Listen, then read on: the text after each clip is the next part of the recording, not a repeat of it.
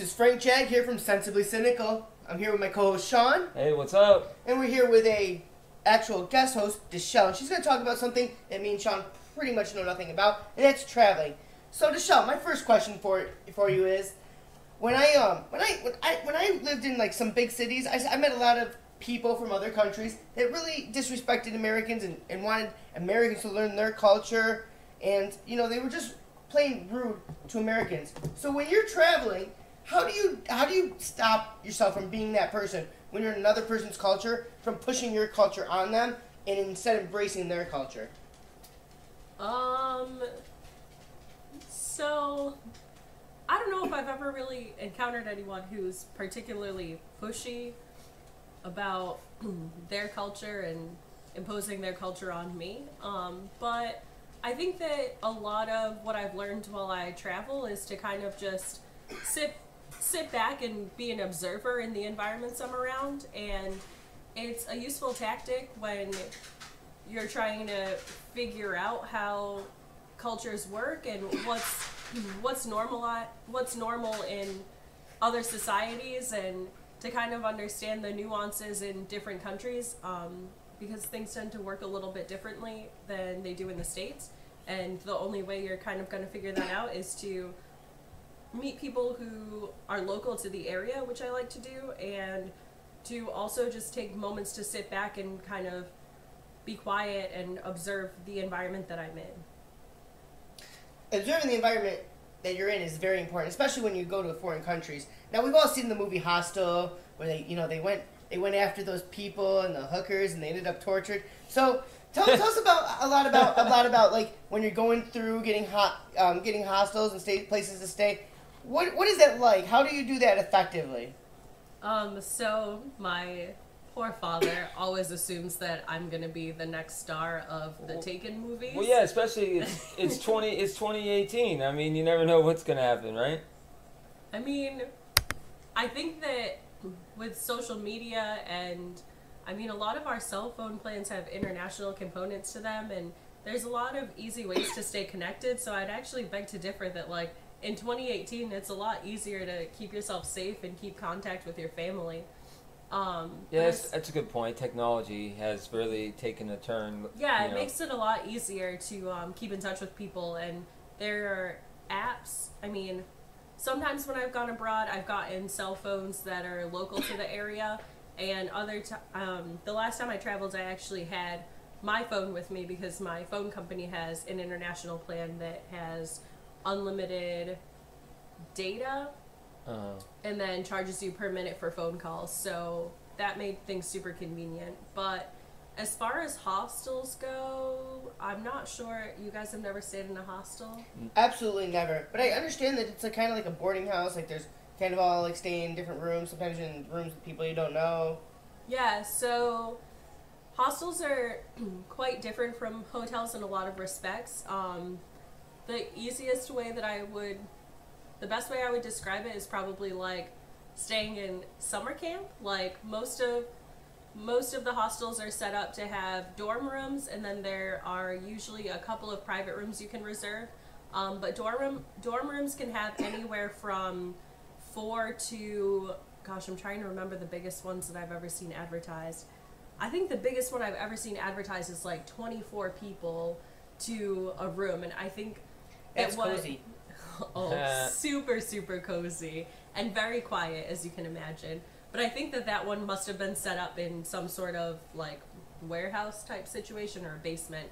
The biggest one I've stayed in has had 6 people, maybe 6 or 8. And you can get, sometimes as a female, you can get female only dorms, and then they usually have mixed dorms, so it'll be a combination of both genders in the room. So, seriously, like, that's pretty unsanitary, though, if you think about it. That many people in one room. I mean, it's just a bunch of bodies, and who cleans up after these people? So, that's a pretty good point. I've stayed in some hostels where the dorm room is actually quite small, and to be staying with a bunch of strangers is really uncomfortable, and some people can be quite messy. One of the biggest differences between hostels and hotels is that you're kind of more responsible for yourself and for your belongings and for cleaning up. Not so much in the bathrooms, but in the dorm room. In the dorm rooms, you're definitely responsible for picking up after yourself. A lot of times when you show up and check in, they actually hand you the clean sheets to put on your bed and to make your own bed, and you usually get a locker, and a lot of hostels will have fully equipped kitchens that you have access to. So it helps save you money in that way as well, that you can go to a market that's close by and make some of your own meals to help offset some of the cost of travel. And a lot of times breakfast will be included, and in some places breakfast has been really, really good. I know that when I went to Istanbul, they had a buffet breakfast that was pretty delicious. It might have also helped that that hostel had a rooftop terrace, so we got to eat we got to eat outside. So you're living like kings, really. You make a lot of compromises when you decide to stay in a hostel, but overall I've never really, I don't think I've stayed in too many places that I was so disgusted by that I would never consider going back to a hostel. And like I said, traveling alone, a lot of times it's nice to have that extra company. If I had stayed in a hotel, I wouldn't have met anyone or made any friends or, you know, had anyone to see the city with, and that would have kind of been a bummer, because a lot of times traveling for me is more about the people I've met along the way than the place I've been in. So it's been really great to run into some awesome people. So how do you, when you're going to these hostels, and how do you do it? Is it something you just, I'm in this city today, I'm gonna go to this hostel, go in the office, and let's do it? Do you look it up on the internet and call them? Like do you register on the internet? Yeah, I think that too, and like who does the, like how far in advance do you plan? Like when you stay at a hostel, what, you know what I'm saying? Like how's the planning go per hostel is what I'm trying to ask. Sure. So a lot of, I mean, pretty much every hostel now has a website. There are also search engines, kind of like how quote unquote normal travelers would use like Expedia or Travelocity and those sorts of websites. Mm-hmm. There's a website called Hostel World that I usually use to look up hostels in different cities that I'm planning to go to, and you can book them, I mean, pretty close in advance. I think I've booked some like the day that I plan to arrive. It just really depends on how far in advance you're planning your trip. I mean, if you know that you're going to be in X, Y, or Z place in 6 months, you can book your hostel that far in advance. Or if you get to that country or that city and you realize that you're not going to stay there and you didn't want to book a hostel, then that's fine. Or if you get into a country and you end up in some random city you didn't plan on and you need a hostel for that night, usually there will be a bed. I haven't run into any situations where a hostel hasn't had any beds available, so I've been lucky in that respect. But in some of the bigger cities, I would say that, I mean, I personally feel more comfortable booking at least my hostel in advance, so I know that I definitely have a place to sleep. So what about these other people? You said you had a locker, so obviously your valuables can stay in there. Have you ever felt with the people that you happen to be sharing this room with that they might have sticky fingers? I feel like it's a little bit of a tough question for me to answer, because traveling solo, I'm usually pretty skeptical of people because it's just me, so I don't have anyone looking over, you know, like looking out for me or looking over my back to make sure that, you know, strange things aren't going on. Right. But I do really utilize like the lockers that the hostel gives us, and I try to not travel with a lot of valuables or expensive things that I'm really attached to, and I think that that's made things really easy. Sometimes I've traveled with my laptop. On my last trip, I went backpacking in Eastern Europe for 4 months. I brought just my cell phone, and that's pretty easy to kind of keep on you at all times. And I mean, my laptop, when I travel with it, I keep in the locker, and my phone, usually I'm charging it at night or like falling asleep watching a movie, so I can kind of keep it close by. I haven't had anything go missing while I've stayed in a hostel. I'm sure that there have been situations where that's happened, but honestly, a lot of it is people traveling on their own, so you kind of have to give most people the benefit of the doubt and build up camaraderie with them and the people in your room. Right. Let's transition now to logistics and how to like enter a new country, Dachelle, and is it a hassle to cross specific borders that you experienced, or like how's it going from one country to the next? So I've traveled pretty extensively throughout Europe, so that's kind of my only point of reference for transitioning through borders. It's pretty simple in most of Europe. I've never run into a problem. I had a friend who ran into an issue crossing the border from Albania into Montenegro, but he was German and had lost his ID, I guess. So that's kind of a long story. I'll skip it. But that's the only time I've seen someone run into a problem trying to cross the border. Well, you said he lost his ID. Now, did you mean like a driver's license or like a passport? Sure. So he lost his actual ID. Like, we have our driver's licenses, and someone who doesn't have a driver's license can be issued a state ID. He was from Germany, and we were in Albania working at a hostel, and in most parts of, in a large part of Europe, the countries have band together and have created this zone. It's called the Schengen zone, and it includes most typical Western European countries that we're all used to. Portugal's part of it, Spain's part of it, France, Germany, Italy, all tend to be part of this one zone. So what it essentially does is create a borderless travel situation between the different countries. So if you're an American and you enter from the US into, let's say, Portugal, and you end up taking a bus to Spain, they check your passports very quickly, but you're not required to have a visa, and the amount of time that you're allowed to stay kind of all tallies together within that zone. So what happened to my friend was he's from Germany and had cycled down from Germany through Italy, and you can take a ferry from a part of Italy into Albania. And Albania isn't part of this zone, but most Europeans only need their ID card to pass from country to country, even outside of the Schengen zone in a lot of situations. And he had lost his ID card the year before. And he had lost his ID card the year before and registered it as lost. So it went into some sort of system, I guess, and the international police had registered it on their network. So even though he replaced his ID card, it was still showing up as being flagged by Interpol. So when we had hitchhiked actually from northern Albania into Montenegro, and when we got to the border of Albania and Montenegro and he showed his ID, he was flagged, so they wouldn't let him in. And this is where the issue was with the Schengen zone, is within the Schengen zone, traveling from Germany down to Italy, he didn't face any borders that checked his ID. He was just ushered into Italy without a problem. But because Montenegro checks, Albania doesn't check as much. They tend to be a little bit more lax in my experience.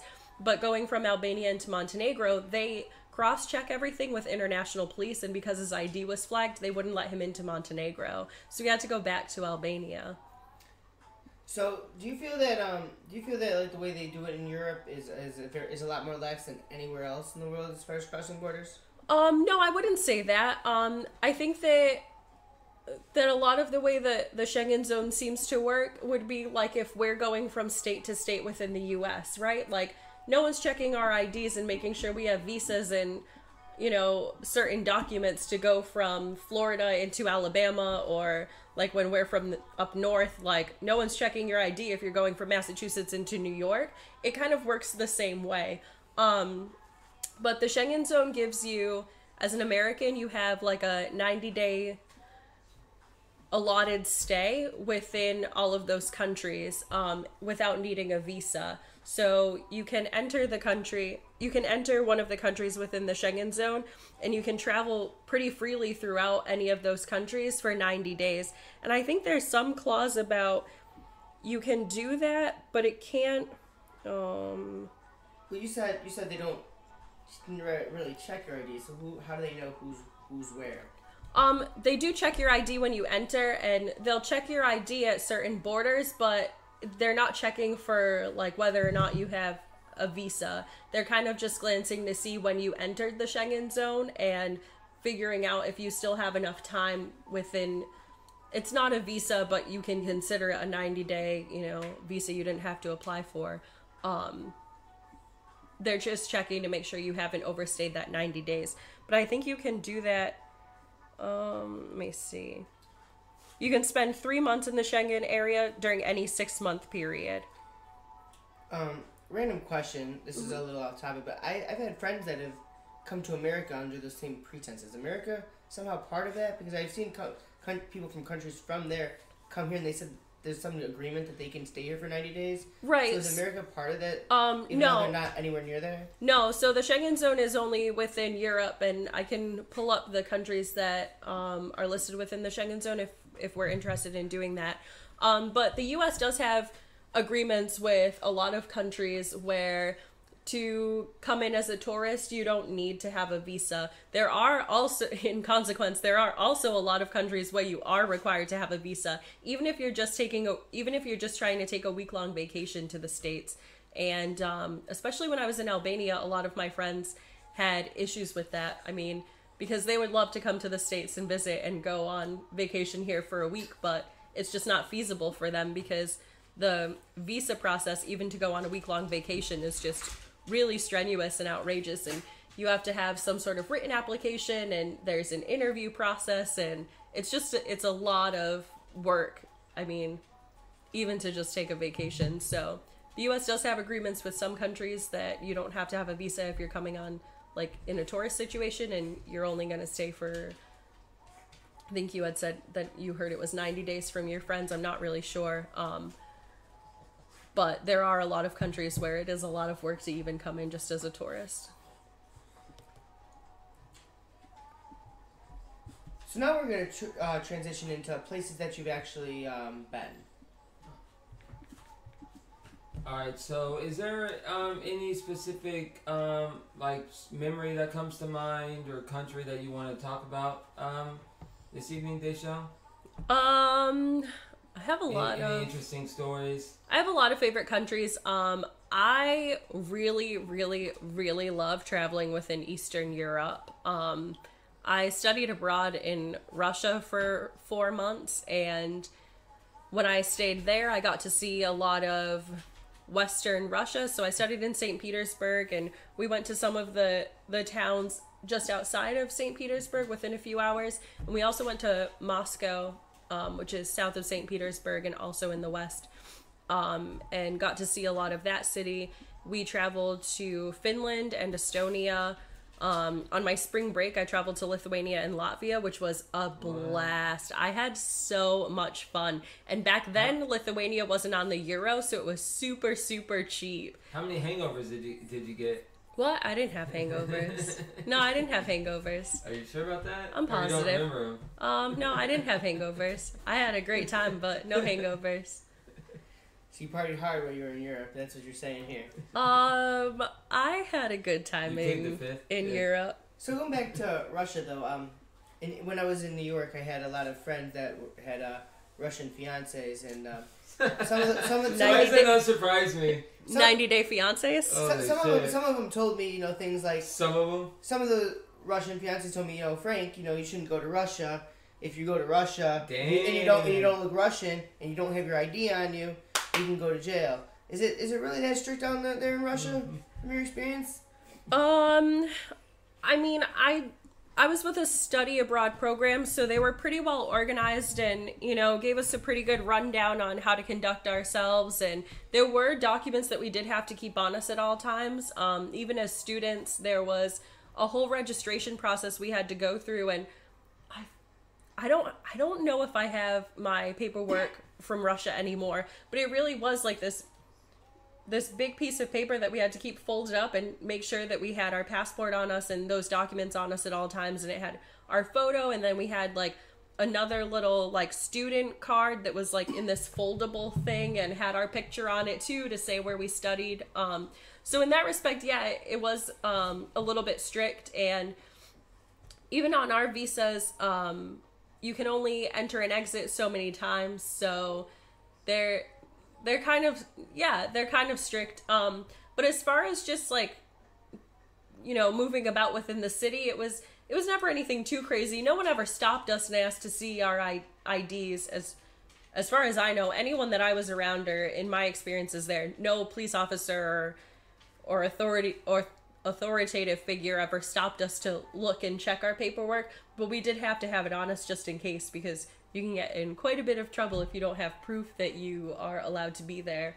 Russian visas can be quite difficult from my understanding. You have to, if you're a student, like our program guided us quite well through how to apply for a visa and explained to us, the correct answers to give on each line and how to go about filling out the paperwork. We were also required to get an HIV test, and submit. HIV test. Yeah. Wow. Russia had a huge, well, I don't know if they still do, if it's calming down a bit, but they had quite a big like HIV pandemic, and we, as part of our student visas, had to have HIV tests and submit the results of it with our visas. So there were strange quirks like that. But going through the process to apply as a student was simple because our hands were held a lot of the way. I know that if you're applying for a tourist visa, you have to have proof that you have a place to stay, like that there's somewhere that is hosting you. Yeah. So your hotel has to give you like a certain code and all of their information. Wow. That you have to register it with your visa application. And that's even to, or I can only talk about my experience in 2012 is when I was there, but Right. even just to enter the country for a day, you had to have a visa to enter Russia. The only loophole to that was if you were in Finland, there was a ferry you could take over, and it would take you to St. Petersburg, and you were allowed to stay in St. Petersburg without a visa for 24 hours, and then you had to leave and take the ferry back to Finland. But that was the only loophole and the only way someone without a visa could get into Russia at the time. Oh wow, that's. So now that we talked about all the hard parts about getting into Russia, once you're actually there, how was it? It was beautiful. I studied in St. Petersburg, and every day for the 4 months I was there, I was just so amazed that I got to be in the city. The architecture is absolutely gorgeous, and I mean, we were there in the dead of Russian winter, so it was super, super cold, but it was incredible. Like, every time I turned around, everything was picture perfect, and the buildings are all of these different colors, and the cathedral there is just like, well, it's not just like you see in pictures, because pictures don't usually do things justice, but it was just as beautiful as you would imagine from, I mean, I spent years looking at pictures of Russia and of St. Petersburg and all of these iconic sites, and getting to be there in person was just like the most breathtaking experience I've ever had. Like, it was, at the end of the 4 months, I was not ready to go home. Like, I would have probably stayed there forever if I could have. I looked at grad schools there because I really wanted to go back. I was really interested in being in St. Petersburg for a more extensive period of time. So I know you told me previously that you visited Slovakia. Any stories from there, or what'd you do in Slovakia? I was in Slovakia for like 24 hours maybe. Slovakia is in Eastern Europe, and its capital is Bratislava, and that's where we ended up. There was a train that we took into the city, and the whole reason why we ended up there was because we were on Christmas break while I was teaching English in Spain. Yeah. And we found a ticket to fly from Madrid into Berlin fairly inexpensively, and then there was a pretty cheap flight from Bratislava back to Madrid, and even though we were like, we've never heard of Bratislava, we're not too sure what's going to be there, we took a chance and went, and it was great. So like I said, we spent 24 hours there. The food was amazing. What'd you eat, or what'd you... We ate everything we could get our hands on. Our hostel had recommended this really traditional restaurant, and it was one of the first things we did. We had, most cities will offer like free walking tours, and it's awesome. And I always recommend people to take advantage of the free walking tours, because you just end up tipping the tour guide like a handful of euros, and it's a great way to see the city, to learn about the city. And if you're anything like me and you kind of just end up in places on a whim and you don't really know what you're getting yourself into, it's a good way to like orient yourself and figure out what your next step should be for the rest of your stay. So we had planned to go on a walking tour, but we went to this restaurant first, and sweet Jesus did we eat. We weren't really sure what typical Slovakian food was like, so we kind of left it up to our waiter. Like, we asked him what he recommended, and we had a 2-course meal that probably could have fed 10 people. Our first course was bread served in a bread bowl, and that in and of itself was so filling that we couldn't even finish our soup. And the second dish that he recommended for us to order was literally the length of our table. So it was memorable. And yeah, it was just like a quick bite to eat. It was bigger than this table's 3.5 or 4 feet long. It was bigger than the table we were sitting at. And it was 3 separate traditional Slovakian dishes. And the one that I remember the most was like these handmade noodles in this creamy sauce, and it was covered in like these thick cubes of deep fried bacon, and it almost tasted like mac and cheese, and it was delicious. Everything that we ate was so good there. I wish I could remember the name of the restaurant because it was amazing, but we were so full, and we spent hours there trying to eat this meal. Like, we were not leaving without feeling like we had made significant progress on this meal. So we sat around for a while, and we like got up and walked around, and we came back to the food, and we had some more. And there's a picture my friend has of me,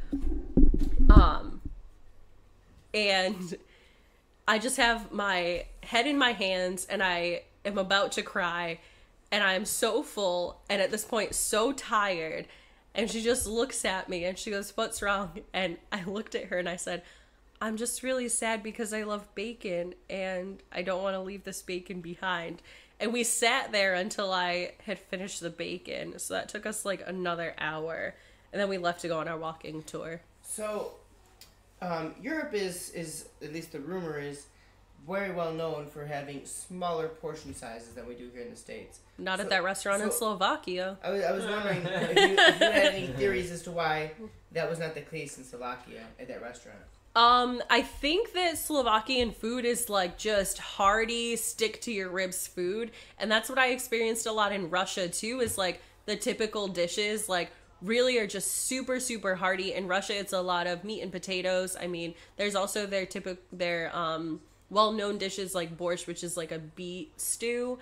But it's all just like food meant to like fill you up and keep you warm. And Slovakia can get quite cold. Russia can get quite cold. And I think it's Bratislava doesn't have like a huge tourist population. Like, it's not a huge tourist destination right now, but they do get tourists. And I think that restaurant kind of catered a little bit toward, locals and a little bit toward tourists. And in consequence, they give like really big portions. I think it was also meant to be enjoyed family style, which 2 people does not constitute a family in Slovakia. So that was maybe our downfall. So you mentioned that a lot of places you went to while in Europe were on the whim. What was your favorite place that you went to on a whim? Bosnia and Herzegovina, hands down. It was amazing. Like, it was such a beautiful country. The food was delicious. The people were so, so, so nice. And it was a great, great time. Once I got there, it was fairly inexpensive. And I've had this happen quite a few times. A lot of the places that I've traveled to, I've just felt really pulled to. Mm-hmm. And that was part of like me studying in Russia was just, I decided when I was in 8th grade that I really wanted to go to Russia, and I was hell-bent on getting there somehow someday. And then I discovered college and study abroad, and I was like, that's what I want to do. And my mom could not figure out like where I had gotten this idea from. It just like, it happened, and I could not let the thought go. And Bosnia was one of those places as well where I don't even remember how I came across it. I just like, I got it in my head that I couldn't leave Europe until I had gone to Bosnia, because then I started looking at pictures and learning more about the country. And I mean, I think that most of us know a little bit about Bosnia. They had that big war in the 90s. Yeah, I heard about that. So we, you know, it's something that we had all kind of heard about, and it has really interesting and fascinating history. And, you know, even its deeper history, it had been part of the Ottoman Empire, so it has a lot of influence and similarities to foods and traditions that I had seen in Turkey, and it was such a lovely place. I highly, highly, highly recommend Bosnia. No, so I'm from an area called in the Utica, New York area, and a lot of people from Bosnia had come there in that time period during that war, and you meet a lot of people a few years older than me at least that you know, during the war they were just kids, and they were talking about used to talk about how, you know, people used to offer them candy to rat out the adults, to tell them where the adults were. Did you meet any people like that in Bosnia that went through that situation? So not that particular situation, but I did also find it really, I guess, mind-blowing that people within our own generation have had to go through like such a tumultuous time and like make all of these decisions that I just don't know how I would deal in those situations. And like to see that they've survived it, and, you know, the country is rebuilding and is thriving and is so beautiful. It just really blew my mind. It's one of those things that when you're traveling there, you're kind of told, like, you know, like, you're not supposed to be the person to bring those sorts of issues up. But some people are really great about wanting to tell parts of their stories. So I did have the opportunity to hear about a few situations of some people who stayed during the war, that it carried on for years and years and years. And I heard their stories, and then there was one of the hostels I stayed in. It was run by this woman and her family, and the woman was maybe only a couple of years older than I am, and she talked about how she had been a refugee, and I think she went to Sweden or Switzerland when she was young, and then actually made the decision to come back to Bosnia after the war and resettle there. But it was really incredible to hear some of their stories. I know the walking tour I took in Sarajevo, the tour guide told us that for most of the war, he was in a basement, like consistently in a basement, not like he would go there at night and hang out. Like, that is where they lived. Like, they set up school for the younger children and tried to continue their education, like, while they all lived in this basement, trying to stay safe while bombs were pummeling down on them. And, you know, his mom, I forget what kind of job his mom did, but his mom would make the walk every day to still go to work, like, amidst all of this chaos and like all of the tragedy that was happening. And in Sarajevo they have, I think they call them their roses in the city, and it's actually, they've taken places where bombs have caused destruction in the streets and they filled it in with red concrete, kind of as a reminder of like all of the destruction that had taken place. And the color that they've used is like this like dusty, like rosy color. So they've kind of made something that's so destructive and, you know, so intense, kind of like this beautiful memorial to everything that they've survived. And it was an incredible place to be. Right. So I know you've been to you have an extensive list of experience. Is there any other like stories you have or that you want to talk about when it comes to Bosnia and Herzegovina, or any tips you may give to someone traveling? I mean, yeah, my stay in Bosnia was really, really great. I saw Sarajevo, and then their second biggest attraction is the city of Mostar, and Mostar is really quite cool. They have this huge, like very very high up bridge that actually collapsed in the war, and I read recently that it collapsed in the war, and they managed to get a lot of the rubble out of the river, and when they rebuilt the bridge, they actually managed to use quite a bit of what they had recovered to rebuild it. So although the bridge isn't still intact from pre-war, a lot of it is still the same material, which is really cool. But they're really wild because people make a spectacle of jumping off of the bridge. So you'll see like these kind of professionals who will gather up a crowd and try and raise money to get people to jump off the bridge. So they'll run around and try to collect money, and they're like, oh, if we raise like X amount, like we'll jump. And it's the craziest thing to watch them jump off the bridge. I didn't get the chance to see anyone do it in person, but I've seen videos, and it is, I would never in a million years do it. There's not enough money that you could give me to do it. It's crazy. But how many feet did they jump in? What was it? Like 70 feet, I want to say. Let's see. Mostar Bridge. Okay, so Mostar Bridge is actually 79 feet high, which that's way too high. It just sounds crazy, right? High. Like it's an insane person would do that. But so that's kind of their big attraction in Mostar, but the whole like area surrounding the city is super, super beautiful. And the hostel I stayed at for $30 offered a day tour to go around to all of the other sites that are kind of within driving distance. So we went to this unfinished bunker that they had created during the war. And it's super, super deep and creepy and eerie, and it's unfinished. So there are like these like rooms that are dug out, but you can kind of just see the bones of what they were intending to do. And once you get to the middle, it's pitch black. And our tour guide led us to what we presume is the center of the bunker. And he had us all like stop talking for a couple of seconds so all the sound would clear out, and then he had us yell and then cut us off so we could hear like how far our echo would travel, and it bounced off of every wall. It was the craziest thing.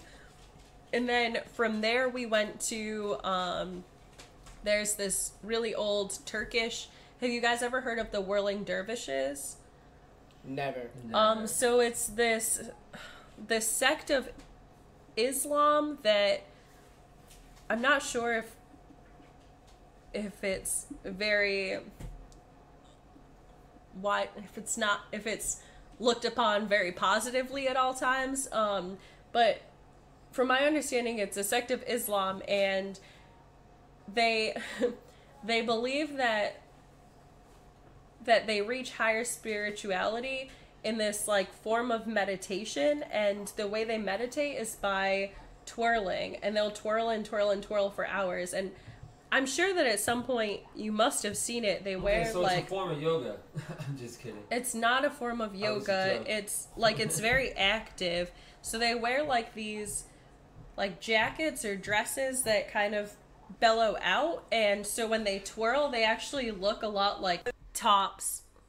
But anyway, this whirling dervish house is by this beautiful spring, and I think it's like one of the oldest and deepest springs in Bosnia, and they actually can't figure out where the origin of the spring is, but it's this beautiful like emerald green sapphire blue color, unlike anything I've ever seen before. Not even the Emerald Coast of the Panhandle in Florida?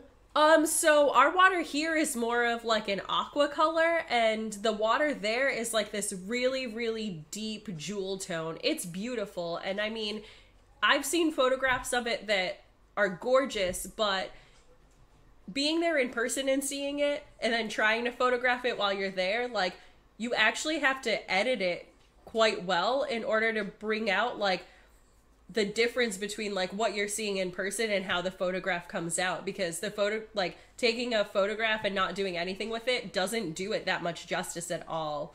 Like the water is like, it really is just like this. If an emerald and a sapphire had a baby, it is that color, and there isn't like there's no way to really describe it or to show it to people. You have to be there. It's amazing. Now I'm actually thinking in my head of two different colors making a baby, and I don't know about that. I don't know what I'm doing with that. When Mommy Sapphire and Daddy Emerald love each other very much. But anyway, they get together and make the Spring and Mostar. So anyway, I understand that you also left Europe and went to. Now most scientists think that life originated in Africa, and I understand you've been there. Yes. So I have actually stepped foot in Africa. I went to Morocco. There are quite a few popular tourist destinations in Morocco. We went to Marrakesh.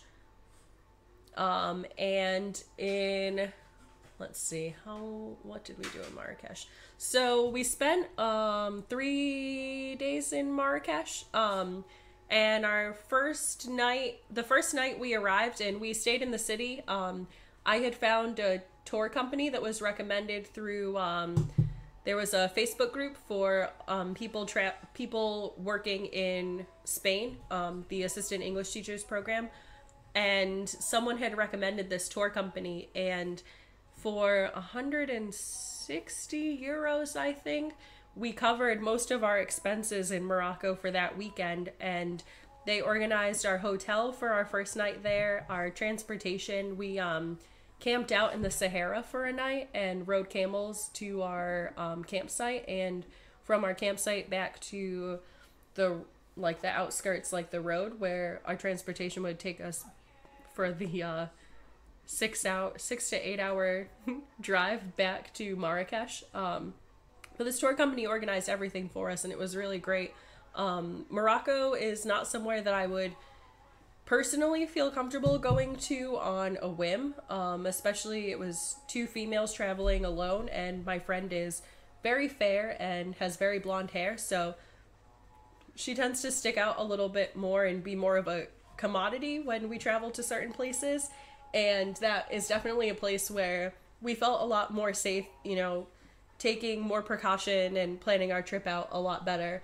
But like I said, we camped in the Sahara for a night, which was an incredible experience. It was so lovely to be there and to be out in the middle of the desert, and there isn't a lot of light pollution, so you can really see the stars. And we got to eat a meal cooked in a traditional Moroccan tagine, which is kind of like this. It's a clay pot, and the pot also has a cover, and you just kind of put your meats and vegetables all in this tagine and you cook it, and it's delicious when it comes out. And we had that, and I think some tea, and they the people who ran the campsite had a bunch of instruments, and they told us a little bit about their lives in Morocco, and they played music and sang for us, and we all just kind of got to sit outside, and none of us were really on our phones or focused on those sorts of things. I mean, we were taking pictures. Imagine that, 21st century, and people were not on their phones. Right? Isn't that wild? Is that a thing that happens? That's a thing that happens, and it is the coolest when it's a thing that happens. Let's be honest. That's when people really connect. Let's be honest. It's because there's probably no cell towers in the Sahara Desert. I really can't answer that because I don't know if I checked my phone while we were out there. No way, I don't believe it. Yeah, oh, isn't that crazy? And I don't even think that's a thing. I can't even imagine that that's actually a thing. Yeah, it was a super beautiful experience to kind of just be out there. And I mean, don't get me wrong, we weren't struggling out in the Sahara. The tents, it was kind of like glamping. The tents were set up and there was electricity, and we did have access to, running toilets and showers in the morning. But, I mean, a lot of the experience was pretty organic, and it was really nice to just kind of spend a night connecting with people and just, I don't know, doing things that are just more natural, like playing instruments and singing songs. And we actually got to go see the camels for a while in the evening, because camels don't sleep. They take kind of 15 to 20 minute naps, rest periods, but they don't sleep through a set number of hours, which was really funny. So when we first got to the campsite, the camels all kind of were led to the area where they could rest, and they rested, and then they were kind of looking around and relaxing and still kind of awake and attuned to what was going on. And we got to go see them and hang out, and I named my camel Ralph. So Ralph and I were pretty well bonded when we first got to the camels. So we drove from Marrakesh to this spot by the edge of the Sahara, and we had spent, gosh, I think it was 6 to 8 hours in a car. We stopped for lunch, but that was we stopped for a couple of breaks along the way, but it really was just like such a long drive. And my friend and I didn't seem to know like what the timeline was. I don't know if we were the most ill-informed people in the group and everyone else was just kind of chill with whatever was going on. But I was a little bit curious to see how long this journey was going to take us. So when we finally got to the camels, I said out loud, I was like, I just want a camel with a lot of personality. And God, did I find one. Now, you say a lot of personality in the camel. Now, they say a lot of camels, when they get angry at you, they spit in your face. What can you say about that? We had no camel spitting, and I know that it's kind of a controversial thing with a lot of travelers and people who care a lot about animals. Especially, it tends to be a pretty lively discussion when you talk about riding elephants in certain places. In Thailand and India and a lot of Southeast Asian countries, you can go on elephant rides, and they kind of think that that's a little bit inhumane and it's poor treatment of the animals. But I do have to say that because we went through a smaller tour company, it did seem like they really did take quite good care of the camels, and none of the camels seemed to be agitated in any sort of way. They weren't poking and prodding the camels along, you know, like camels were kind of being used for what they were designed for. I mean, we've used them for we've used them for centuries to for transport, and they're strong and that's what they do. It's not like we're breaking their backs and No, I completely understand that. I just thought it was funny. You said they were designed like a car. I was like, God made them nature's for a car. God made them.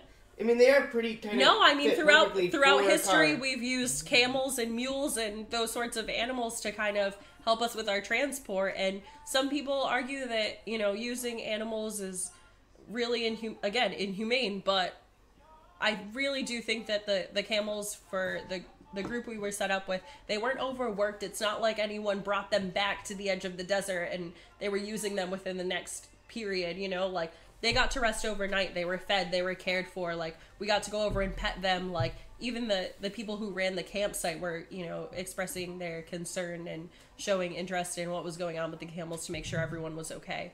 So that was really nice to see. But yeah, Ralph was pretty spunky. We were somewhere in the middle of the line. So the way we were set up was there were 2 lines and there were, I'm trying to remember how many camels were there. There were about maybe 5 or 6 camels in each line. So they kind of were set up to go 2 by 2. And Ralph did not appreciate that we were in the middle, and he very much wanted to be the line leader. So several times during our excursion to the campsite, Ralph would take it upon himself to kind of like sidestep out of our line. Even though they're all roped together, they have a lot of leeway. So Ralph would sidestep and then start charging forward in the line, trying to lead the other 3 camels behind us. And I hadn't realized this when I said I wanted a camel with a lot of personality, but Ralph fit the bill to a T, so I was quite happy. So enough about your angry camel. So he wasn't angry, he was sassy. So he just wanted to do his own thing, really. He was a natural-born leader, if you ask me. Or bully. Let's see how that goes. He wasn't a bully. He wasn't telling anyone else to do. He decided he wanted to do his own thing, and he went for it. Fair enough. So I lived with some Nepali people when I lived in D.C., and so I was very interested in what you thought. You went to India, correctly? Right. I studied so the same year that I studied in Russia, I studied in India for 4 months beforehand. I was there from sometime in August of 2011 until December of 2011. What can you say from your experiences there? I mean, I understand that they have a lot of different languages depending on what province you're in. Yeah, so India is a huge country. It is really mind-boggling to be there a lot of the times. We're not used to what a population that size looks like by any stretch of the imagination. And like you said,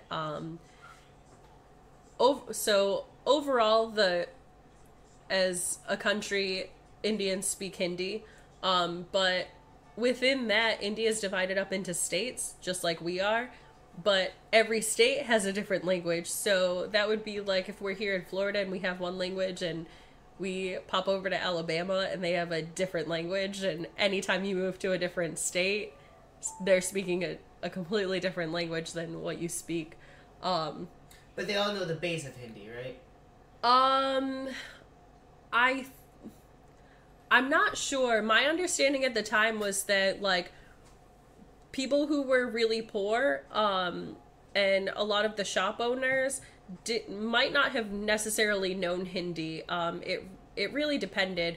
From my understanding, base level, most people knew the language of their state, or where they were originally from. So sometimes you have people migrating from different states to seek more opportunity, just like we do here. But adjusting can be quite difficult because the language is very different. So it's a stumbling block for, I think, a lot of them. And as you get higher up in wealth and in education, you have a better grasp of Hindi, and then very well educated people knew English. So people that I ran into on campus, within my program, people who ran my internship, my host family, they all knew English. So I have a question. So like how much, like did you pack, how much did you just pack one like suitcase, or how did you, like, with all your clothes, or was it just one suitcase? Sure. So I surprisingly seem to be a fairly light packer amongst groups. I traveled to each of those countries with one suitcase, which I guess, I mean, to live in Madrid for a year, I also only packed one suitcase, so in comparison, staying somewhere for 4 months, it now seems excessive to need a whole suitcase to stay there, especially for India. I think it was my first experience, staying in a country that was so drastically different from the States for such a long period of time. So I was concerned with things like whether or not they would sell my shampoo and conditioner. And I didn't necessarily pack a lot of clothing because I knew that clothing there was still fairly traditional. So it would be a lot easier to purchase my clothes there. I did bring some basics that I did wear throughout my time there that were acceptable. But a lot of what I brought, if I'm remembering correctly, was really like, I brought shampoo and conditioner and soap and like those sorts of things that I didn't know if they would sell the same brands there. And they didn't, so it was great that I did bring those creature comforts from home. And also deodorant was wildly expensive in India at the time. I don't know if now that they've westernized even more, that's kind of a commodity that's gone down in price. But I do remember as like a standout product that deodorant was, it wasn't expensive to us, but compared to like what else was sold in grocery stores and different products that were sold, it was quite expensive. But yeah, now I tend to just pack things. I have this old hideous Gap backpack that my mom came across. I think I've had that backpack, God, since I was 8 or 9 years old now. And when my mom first got it, I hated it because it's black and has like little yellow ties on it. And it just like, it's a very masculine backpack. So as a young girl, I hated this thing. And we held on to it for years. And now it's the best thing that I own. It has gotten me through so many trips. And it has a strap on it that goes around your waist, which is similar to like when you hike. It helps distribute the weight much more evenly. And a lot of times traveling to places, you don't really know what their sidewalks and streets are going to be like. So bringing a rolling suitcase or like a rolling carry-on can be a little bit of a pain. They warn you about that in countries that have a lot of cobblestone, that it can kind of mess up the wheels. So for me, it's just easier to not take that risk, and I bring this hideous, ugly, but great sized backpack. And that tends to be what I take, and even for the 4 months I was in Eastern Europe, that's what I lived out of. I also use Space Saver bags, so that helps out a lot. Yes. So, do you have any other like for the listeners? Do you have any other like tips you'd like to share, or is that pretty much about traveling or? Let's hear more about India. You want to hear some more about India? Okay. Yeah. How did the language barrier, that everyone changed? You said more educated people spoke English, but when you were out and about on the town... Right. Mm-hmm. So we did face some difficulty in some situations where, if we would go out kind of on our own, we had to take measures to make sure that we could get to where we were going and get back to where we needed to get back to. So because a lot of times rickshaw drivers didn't speak, English, so they didn't know what the heck we were saying. A lot of times the way that we bypassed that was kind of just to have the address of where we wanted to go written down in Marathi was the local language for the state we were in. I studied in Pune, which is inland of Mumbai in the same state called Maharashtra. So their local language was Marathi. So most of the rickshaw drivers, that's pretty much what they spoke. So we would get our program director or a friend of ours. We got matched up with Indian buddies while we were there that helped show us around the city and answer our questions about culture. And some of the buddies were really awesome and would take us out to different events that they knew about throughout the city and introduce us to our friends. I met some of my Indian friends that I kept in touch with for quite a few years afterwards through some of my other friends' Indian buddies. But we would have them kind of write down the address of where we were trying to go and make sure that we knew certain street signs to look for. Sometimes they were really great about actually knowing where we were going and how to get there. So they would write down like what sorts of things we needed to look for on the road, because sometimes rickshaw drivers would take you in a roundabout way to get to your destination because the rickshaw would run on a meter. So the more they drove us around, the more money they could charge us. And then the same thing with our home addresses. We always had those written down on a card in case we, wherever we were, we wanted to make sure that we could always get back home. So that's kind of how we solved that problem. And other times we would make sure that we were with a friend who spoke the local language, or our host family would come outside and talk to the rickshaw driver and be like, they want to go to this place and, this is how you get there, and everything would be fine. I mentioned that the rickshaws ran on meters, and that's true except for after certain hours. So every now and then, I think there was karaoke night. The city that I was in was starting to westernize pretty rapidly, so they did have some bars, even though it wasn't like a standard part of their culture yet to like go out to bars and socialize. But they did have some bars, and they had there were a lot of colleges in the city as well. So they had certain areas of the city where college students would hang out. So they had karaoke nights, and we could get steaks and shisha, like smoking hookah and all those sorts of things. So a lot of times after we would leave there, and we had to negotiate with our host families because, everyone was expected to be home quite early in India, which is very different from what we're used to. So did you have like a clashes with the culture? Like, was the culture thing just a big learning curve? I had some difficulties in my study abroad. The whole negotiating our curfew wasn't really that big of a deal. It was inconvenient at times because as college students in the States, we're not used to having those sorts of boundaries set for us. But we tried to not be unreasonable in where we wanted to go or when we wanted to go out and what time we expected ourselves to come back. And in return, our host family wasn't so difficult about that. But I was saying too that meters stop running after like 11 o'clock, so you have to really like hardcore negotiate with the rickshaw drivers. So that kind of prevented us sometimes from really wanting to stay out past curfew anyway, because sometimes it could be a huge hassle or quite expensive to get back to our homes depending on where we were going out in the city. I had some issues with my homestay, and they ended up sorting out quite well. I think one of the biggest difficulties I had was, just because the people around us spoke English didn't mean that we were speaking the same language necessarily. Like, the way that they say things is very direct, whereas as English speakers here in America, we tend to beat around the bush a little bit more or say things in a nicer way or sugarcoat things. Well, some people do. That ain't my experience. Well, aside from you, Frank, most people tend to appreciate a good sugar coating. No one's gonna come right out and tell their granddaughter that she looks like she gained weight. Um, or, in consequence, also notice when she's finally dropped the weight you notice she gained. But it was just nuances like that within the language where you're both speaking English, so you assume that you kind of understand what the other person's saying, but sometimes I would be just completely blindsided by how blunt people would say things and how rude it kind of came off. And sometimes I had to take a step back and remind myself, like, hey, maybe that's what they said, but don't take it so literally and just understand like the basic concept behind what they meant.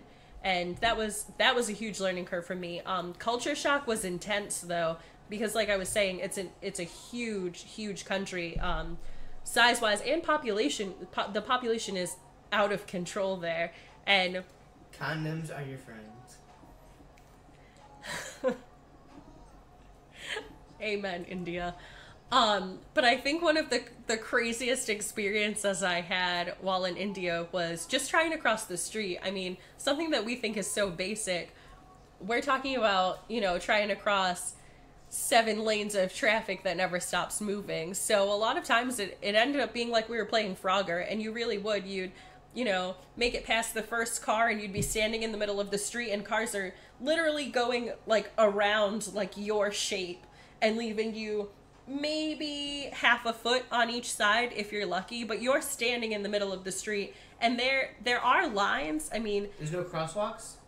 There are crosswalks, right? And there are also like dividing lines in the street to like ensure that each vehicle has its own lane. That doesn't stop anyone. I mean, people didn't obey crosswalks, and like when there was a pedestrian waiting to cross, no one cared, no one obeyed it, no one had the time.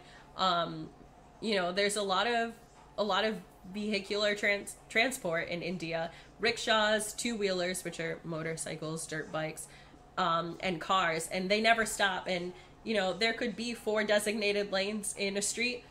7 cars will fit across if they can. So you're just trying to hop your little way through to cross the street. And even when I came home, it made my friends really nervous because I still had that mindset where that's how I could cross the street. And I think I did that a few times in Boston, and my friends are standing on the sidewalk and they're like, you can't go right now. And I was like, yeah, like we can make it past these 2 cars and then we'll just wait there. And they're like, in the solid yellow lines? And I'm like, yeah. And they're like, that's the dumbest thing we've ever heard. So how long were you in India again? I was in India for 4 months. 4 months, mm-hmm. Wow. So it's quite the transition, huh? When you came back? Yeah, it takes some to get used to it. Well, so I was in India from August to December, and then I spent Christmas at home, and then in January I was leaving for Russia, so I didn't really have a lot of time to readjust to American life. It was kind of just like a bam, bam, bam, like very fast-paced transition throughout all of these different countries and changes at that time. I was hit pretty hard with reverse culture shock once I got back from Russia, though, because I kind of had, I started an internship about a month after I got home, but I had those first few weeks to kind of reabsorb like everything that I had learned in the past year and like really understand what I had seen and witnessed and how drastically different the world around us was and how everyone's lives are so different and unique. And I mean, a lot of the experiences I had were just sometimes really crazy. Like there were situations where I'm just so glad we got through it. Like it was just crazy. So you say a lot of people talk, looking back on what you said about India, people talk multiple different languages, you have to play Frogger in the streets, people were very direct. Are you sure you weren't in Manhattan? I might have been, although I would say that the clothing is very different. While Indian clothing is very stylish, and Manhattanites are obviously very stylish people, the styles are very different. I did really, really love wearing Indian clothing, though. And it was surprising because it's a lot of loose, long pants and longer shirts, but it was great.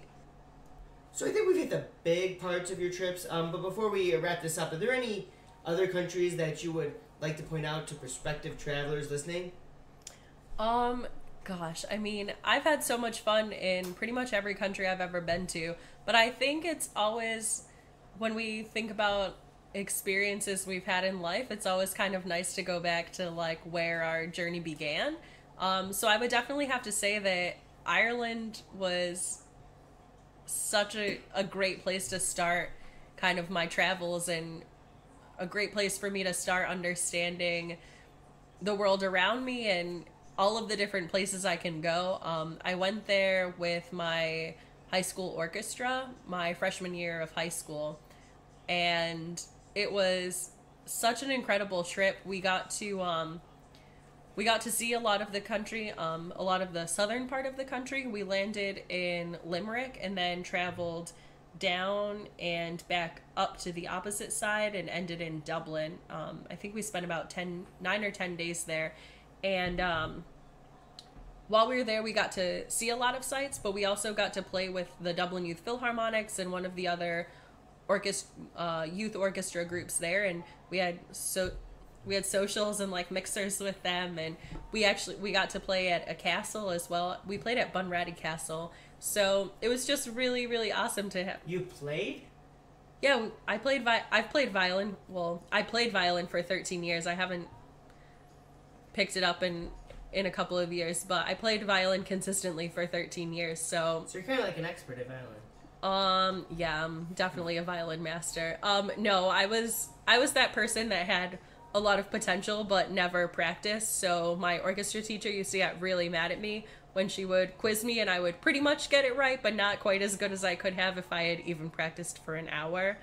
And that used to frustrate her to no end, because she thought I had a lot of potential, and I did. I just never practiced, so we never saw it to fruition. But yeah, I mean, we got to travel as an orchestra to Ireland and see the country, and Ireland is really beautiful too. I would highly recommend it. It's super green. It tends to be a little bit cold and rainy. We went in what parts April. where all did you travel? It was back in 2006, so let me try to remember as best as I can. I know we landed in Limerick. I think the closest airport there is Shannon Airport, perhaps. So we landed, and that's the western side of Ireland. And throughout our 9 days, we got to make various stops. I think we went to a lecture at University of Limerick on our first day there, and that was a really rough experience for us because we had literally gotten off the plane and were transported to the university, and most of us had been up that was like our 32nd hour straight that we were up, because we didn't get a lot of sleep in the plane. We were all super excited, and we all embarrassed ourselves because most of us started dozing off during this lecture, and it was a little bit rude, but also we were fairly young kids at the time, and we just couldn't help ourselves. So thankfully everyone was very understanding of that. But we got to see a lot of sights. We saw Cliffs of Moher. We did this hike through the Gap of Dunlow, which is this really, really beautiful area, and it was a road that we got to follow, and there were a lot of goats around, and like a lot of these like really old houses with thatched roofs that obviously weren't lived in anymore. And then from there we took a short boat trip to see a castle. We played at Bunratty Castle. We ended in Dublin, so we got to see Dublin. We went on a walking tour at night of the city, which was really cool. It was like a haunted ghost theme, and the guys that put it on were fantastic. And we went to, I think we did go to a pub or two, like during daytime hours, but we got to see just one pub? We were freshmen in high school at the time. Oh, well, okay. So yeah, true. Isn't 18 there? So we were on pretty strict regulation from our home schools. So you were 15 at the time, and you were day drinking? Because you said you went to the pub. We weren't day drinking. No, we were there to hear the music. I mean, it was a music-based trip, so a lot of live music does happen in pubs, and a lot of fiddling, which we had learned, previous to our trip, and a lot of live musicians perform at pubs. So that was kind of, part of the experience was to go there and experience the music of Ireland, and it's really lovely and lively, and the people of Ireland are so friendly and welcoming, and they have a lot of personality, and they're just a great group to be around. And I think that's one place that I would love to go back to, because it was so long ago and I was so young when I went there, and I appreciated a lot of the cultural experiences I had, but I would love to see it like through my eyes now, and like to reabsorb what I had experienced, and kind of see the things that I didn't get to when I was there the first time. Okay, now let's get to our sensible and cynical thoughts for the episode. Dachelle, since you're the guest, I'll let you go first. Do you have any sensible or cynical thoughts for the episode? Sure. So I'm going to be really sensible and say that I highly encourage everyone to get out there and travel, meet new people, make friends who are from places that are drastically different than you, learn a lot. I thought you were going to say promote this podcast. I thought you were going to say... Yeah, this podcast is about travel, which is what I'm promoting. Okay. But honestly, and two, if you have friends in different places and in different countries and they're like, oh, you should really come visit, take advantage of it. That is my biggest piece of advice. Like, if you have friends somewhere else and they want you to come visit, you will have such a great experience, hanging out with locals and seeing all of these new places. So just get out there, travel, get a passport. Make some friends. All right, Mr. Frank Jag, any sensible or cynical thoughts? I'm gonna piggyback onto what Dachelle said and with a sensible thought and say, as a person that's always been afraid of traveling, because if you haven't been able to tell, my personality doesn't really translate to many people. Dachelle did a really good job of making it sound a lot less scary, and I encourage people to start traveling, and I will actually start to travel myself. Okay. My sensible thought is thanking Dachelle for being our first ever guest. No problem. On Sensibly Cynical.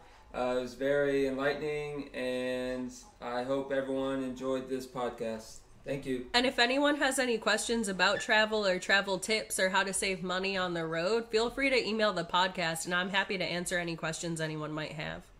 All right. Thank you, Dachelle.